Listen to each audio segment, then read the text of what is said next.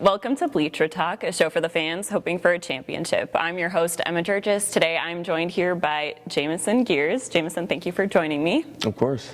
We are excited to see you go throughout your draft process, and we just wanted to know more about your whole career and how it started off. So, what first got you into football growing up? I would say my two older brothers. They were kind of just all playing sports. One of them was 2 years older than me, and one of them's 5 years older than me. When I was just old enough to start playing, that's when I started. I went straight into tackle football.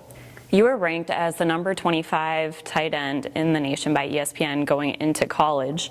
When did you realize that you had the skill set that meant you could play college football? It was interesting for me because I was always playing with my middle brother, so I was always younger, and I would always kind of get beat up on a little bit, just because I was I don't know, I kind of just steadily grew, and so I wasn't super big until, I don't know, probably freshman to sophomore year of high school. I think the first memory, or the first kind of realization that where I could play college was, after my first camp, my sophomore year, we were in St. Louis for a mega camp, and that was actually the day I got Minnesota, and a bunch of other schools kind of had interest in me. For me, it was going into a space to where college tight ends were at, and I was able to compete, and I was able to kind of show my talent, and I was pretty comparable with those guys. You have the opportunity and you're good, and then you get to college and you just you go right back down to zero, and then you got to build back up again. Was there an athlete that you looked up to throughout high school, or that you watched a lot when you were growing up to model your game off of?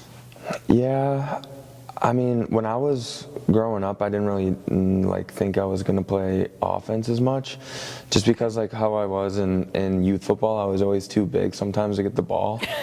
I was too heavy, and so I was playing a lot of defensive end, and so I used to have a fat head of J.J. Watt in my room.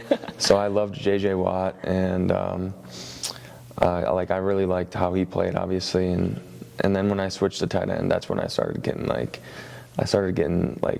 interested in Kelsey and Kittle and stuff like that. My freshman year of high school was the first time I played tight end, for a whole season. Okay. And I played a couple quarters of defense, for sophomores when I was a freshman.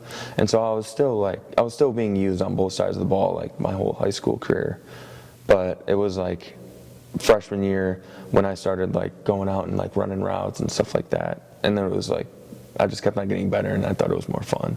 You had other Big Ten West at the time offers, including Iowa and Wisconsin, which are two of Minnesota's rivals.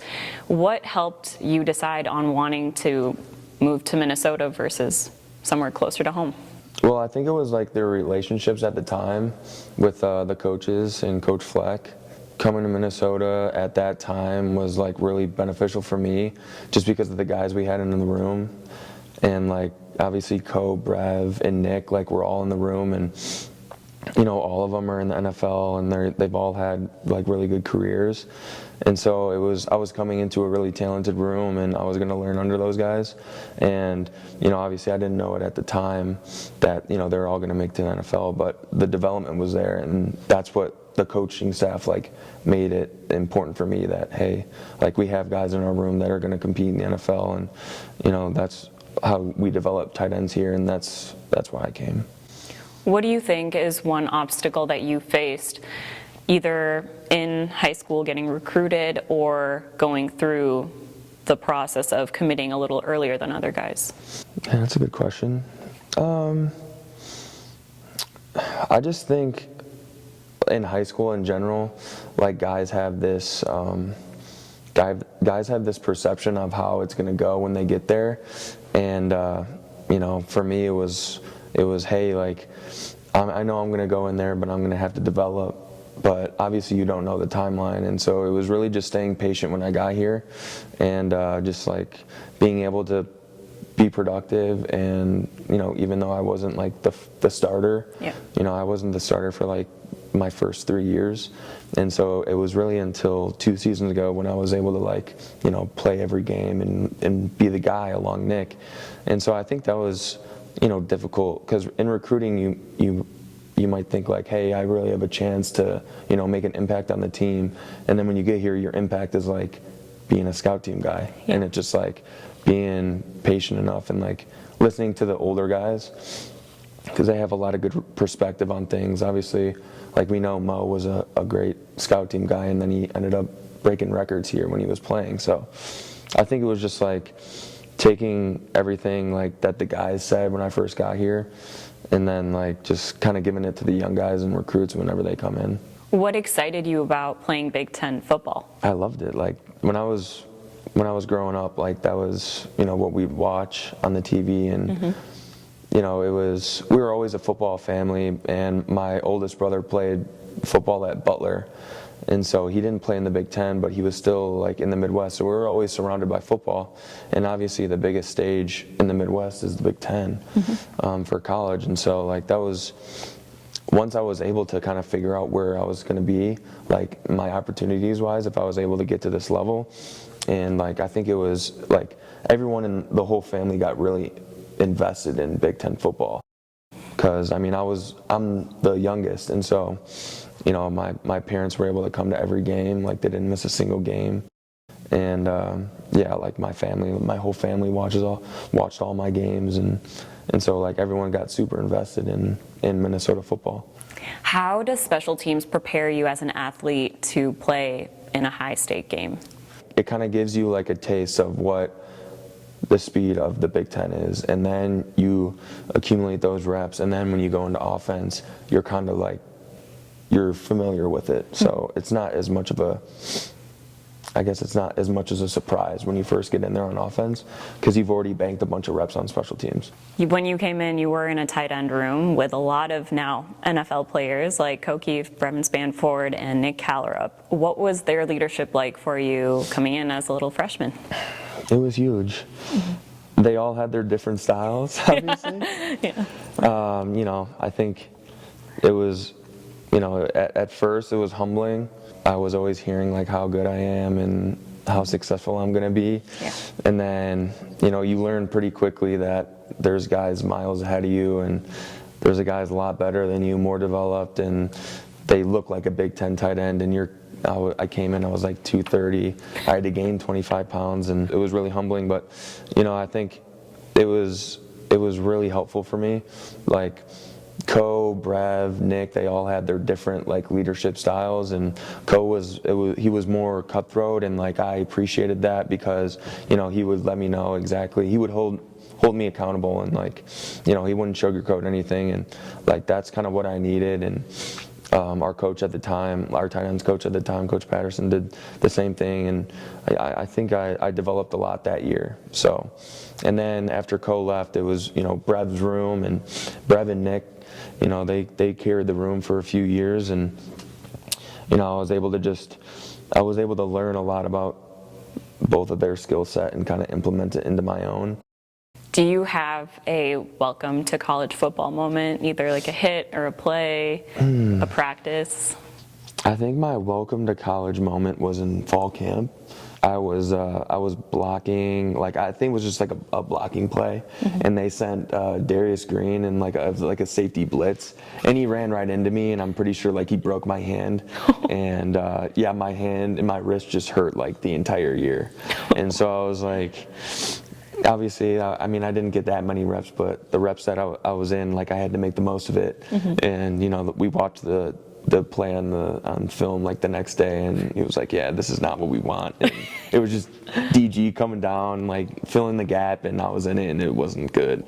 Cole Kramer had that pass for your first touchdown. What do you remember from that entire game, that moment? Obviously, I went insane. Me and Nick went crazy because I didn't really know if I was in or not. When it was confirmed it was a touchdown, like, we were going nuts, and I looked at the Jumbotron at Ford Field, and like it spanned straight to my parents, and my parents were going nuts. And so yeah, I kind of just like blacked out in the moment, and I just like threw my hands up in the air and like didn't really know what to do. But yeah, it was pretty cool. My dad, I think, stole the ball for my touchdown, so we kept that obviously, and so that was pretty cool.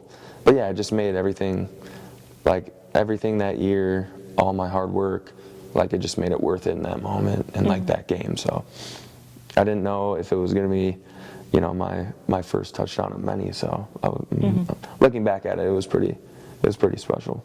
Take me through your infamous shotgun celebration for all your touchdowns. Why did you decide on that being your Jameson Geers touchdown celebration? Yeah, I mean, being a tight end, you kind of have to have that blue collar type of, that blue collar type of mentality. So, just the guys in the room, we love to have a good time, and I think it was something cool that we were able to like all celebrate with everyone on the field. College is a good time, and so you kind of like to have a good time on the field, and so celebrate every touchdown, obviously. Is there a game or a play that you're most proud of throughout your entire collegiate career?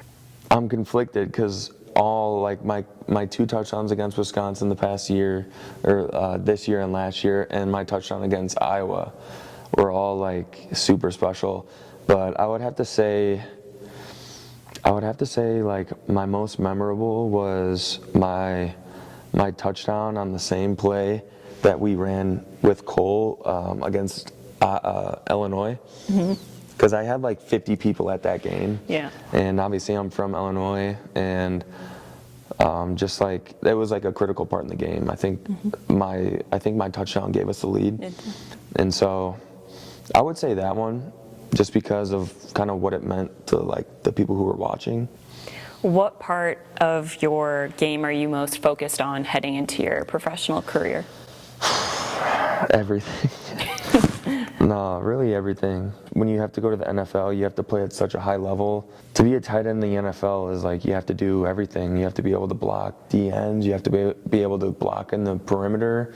You have to be able to run routes on corners, safeties, linebackers. You got to be able to, be behind the line of scrimmage and kind of be a fullback at times. And so it's like, how good can I get at things, at being versatile, so that if I get an opportunity at the next level, like I can make the most of it, and I can fill up jobs and create value. Was there a Big Ten matchup or another game that you might have played in that you think made you a better player? The cool thing about games is that like they show you exactly where you're at, like exactly what you're good at, what you're not good at, what you need to work on, and it just shows on film. And so like when I was like a young guy, it was like, can I do this in the game? Can I not do this in the game? And 2023, going back into like the Quick Lane Bowl, was like the first game that it was like Brev was done, and so he played all of 23, and then he was done. He didn't didn't play in the bowl game, and so I think that game, like with all like the responsibility of being in there with Nick the entire game, I think that made me a lot better, and I think it kind of showed that what it was going to be like next year. What was the loudest or most hostile environment that you've played in? Yeah, that's a no-brainer. Iowa City is by far the most hostile place that I've ever played in. They were throwing full cans of beer onto the field. That was very hostile. It's very loud. The fans are right on top of you, and obviously they're super passionate. And so, yeah, it was definitely it's by far the hardest place we've had to play. And the transfer portal is one of the most talked about conversations in college sports right now. You decided to stay in Minnesota not knowing how your career would look like with Brevin in the room and Nick in the room. What ultimately made you decide to stay here? Even when I was a young guy, like Brev, Co, and Nick, they all told me like, hey, when it's your time, like you're gonna lead the room for a couple years, and like you're gonna have to do the things that they're doing. And so it kind of just gave me like belief in myself, like, hey, just stick it out. Like I said earlier, like go be productive on special teams, develop, and like sometimes you'll get thrown out there and like make the most of it, and then when all those guys leave, like it's your time to go. Did you ever feel any sort of temptation when it came down to leaving or staying? It's easy to leave, it's easy to quit, and that wasn't that's not really what I'm about. Like when I first got here in 2021, like the transfer portal was like very low key. Like it was for like people like Jack Givens to come and like get an opportunity here and play in the Big Ten. And so like when I signed my letter of intent, like I was committing to Minnesota, like to get my degree and like to stay here and play all 4 years. Like that's kind of where I was when I committed. What do you want your legacy to be here at Minnesota? I definitely want to have like a big impact on the community. You know, I think just all the cool things that we do, like all the serving and giving stuff is really important to me. Just kind of giving people my time off the field, I think is super important and something that I'll definitely keep doing. Is there something that you would tell young athletes who are aspiring to be in the position you're in today? You want to choose a place where you're going to belong if you get injured. You know, if something happens to where football or your sport is taken away from you, are you going to be miserable? And I think that was a big decision like I made, because a college football obviously it's a game where, you know, you could be playing one day and then done the next. So it's like, where are you going to go? Or like, how are you going to base your decisions off just playing football? Because you only play football for a short amount of your time. Result oriented, like you'll be so up and down. But if you're at a place that like here that focuses on like the process and, you know, how you do things and like being a good person, being good in the classroom, I think it bleeds into being a good athlete. What would you like to say to the fans who have supported you since the day you stepped on this field? Man, I'm super grateful. I'm super grateful for just how I've been treated here, and you know, the support that we get on Saturdays I think is super special, and I think it kind of just, it really showed, and like as like the whole time I was here. And just an example, like an easy example was this last game that we played at home. It was like 20 degrees, felt like 10 degrees, and snowing the whole game, and looking up on the fourth quarter, we're winning, and like just seeing the whole student section still there, seeing the whole stadium like packed still. It said a lot about like Minnesota and the fans, and you know how much it means to them, and how much it means to the state, and obviously how much it means to us. And so like when we're out there and people are flooding in, and you know they're looking for the acts, and I'm taking pictures, and it's super special. And you know I'm forever grateful for the people who've, you know, showed us support and, you know, helped us fulfill our dreams to, you know, be college football players, and you know, just creating a great experience for everyone. Thank you so much for joining me for Bleacher Talk. We're excited to see how your NFL journey shapes up. Awesome. Thank you so much.